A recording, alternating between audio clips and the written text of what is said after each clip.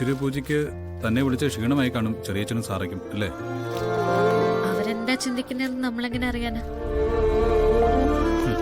പൂജയ്ക്ക് പൊയ്ക്കോട്ടെ എന്ന് ചോദിച്ചപ്പോ ഞാൻ സമ്മതിക്കാനുള്ള കാരണം എന്താണെന്നറിയും? എന്താ?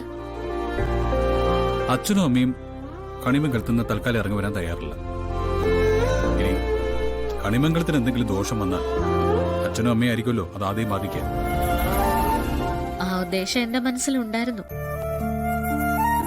പക്ഷെ ആ ഉദ്ദേശം മാത്രല്ല ഞാൻ പോകാൻ കാരണം.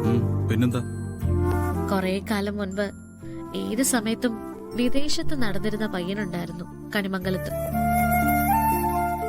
വീട്ടുകാര് നിർബന്ധിച്ചാലും വരില്ല, സഞ്ചാരം തന്നെ സഞ്ചാരം. പിന്നൊരു ദിവസം ആള് നാട്ടിലിറങ്ങി. എന്നിട്ടൊരു കടുത്ത തീരുമാനം എടുത്തു. ഇനി മുതല് ഈ കണിമംഗലം വിട്ട് ഞാൻ എങ്ങോട്ടും പോയില്ല എന്ന്. ശരിയല്ലേ? അന്ന് എടുത്ത തീരുമാനം ഇതുവരെ പാലിച്ചില്ലേ? ഇപ്പൊ നെഞ്ചി തൊട്ടെന്ന് പറഞ്ഞാ എനിക്ക് എന്റെ കണിമംഗലം മതിയെന്നല്ലേ പറയൂ? നമ്മൾ ഈ അലയുന്നത് കഷ്ടപ്പെടുന്നതൊക്കെ നമ്മുടെ കണിമംഗലം തിരിച്ചു പിടിക്കാനല്ലേ? തിരിച്ചു പിടിക്കാൻ തയ്യാറായി നമ്മൾ ചെല്ലുമ്പോ സകല ഐശ്വര്യത്തോടും കൂടി കണിമംഗലം അവിടെ ഉണ്ടാവണ്ടേ? വെറുതെ ഭർത്താവിന്റെ കൂടെ ഒന്ന് വെല്ലുവിളിക്കുന്ന പോലെ രണ്ട് വാചകം പറഞ്ഞു പോന്നാ പോരാ. ഇതുപോലെ വ്യക്തമായ കണക്കൂട്ടലും ഉണ്ടാവണം.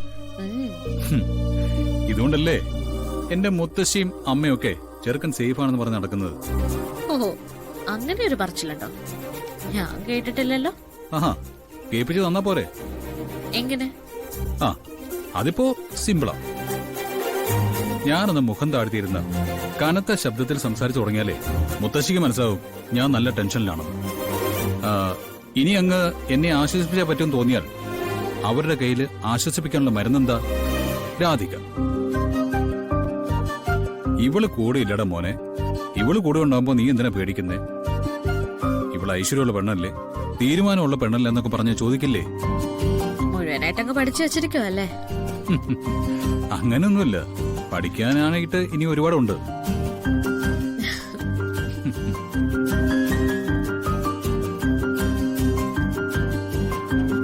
തന്റെ ഈ തയ്യാറെടുപ്പുകൾക്കൊക്കെ ഒരു ദിവസം കൃത്യമായ ഉത്തരവുണ്ടാവും. അന്ന് കണിമംഗലത്തിന്റെ ഉമ്മറത്ത് നമ്മൾ രണ്ടുപേരും കൊണ്ട് ഒരു ഇരിപ്പുണ്ട്. എല്ലാം നമ്മുടെ സ്വന്തമാക്കി കഴിഞ്ഞു കേട്ടോ.